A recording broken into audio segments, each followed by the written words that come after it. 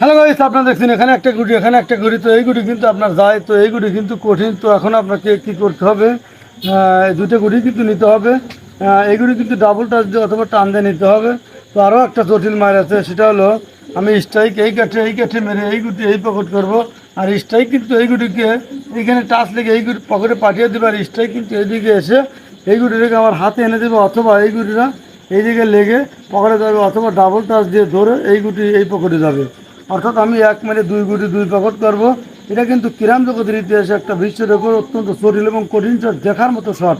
শুধু তাই নয়, মনে রাখার মতো শট। তো দেখুন কীভাবে আমি এই গুটি এই পকেট করি আর এই গুটি এই পকেট করি, অত্যন্ত জটিল শট। যদি শিখতে চান তাহলে অবশ্যই না টেনে সম্পূর্ণ ভিডিও দেখুন কীভাবে আমি এক মেরে দুই গুটি দুই পকেট করি।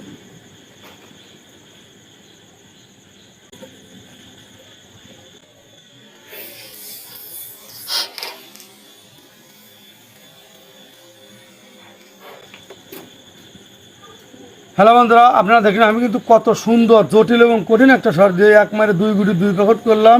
এই গুটি এই পকেট আর স্ট্রাইক দিয়ে এই গুটি এই পকেট।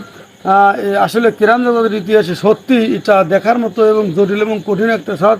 তো এই ভিডিওটা আসলে কেমন হয়েছে, মাঠটা কেমন হয়েছে, আপনারা অবশ্যই একটু কমেন্ট করে বলবেন। যদি ভালো লাগে অবশ্যই একটা লাইক কমেন্ট শেয়ার করতে ভুলবেন না। আমি কিন্তু সবসময় আপনাদের জন্য দোয়া করি। আপনারা সবাই ভালো থাকবেন, সুস্থ থাকবেন।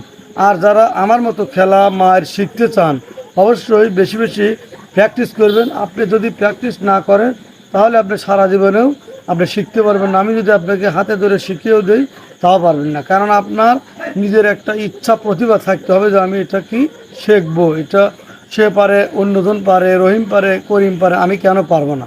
তো যাই হোক, সর্বশেষ কথা, আপনি যত প্র্যাকটিস করবেন তত এই বিষয়ে জ্ঞান অর্জন করতে পারবেন। এটাই হচ্ছে সর্বশেষ এবং সবথেকে মূল্যবান সাজেশন।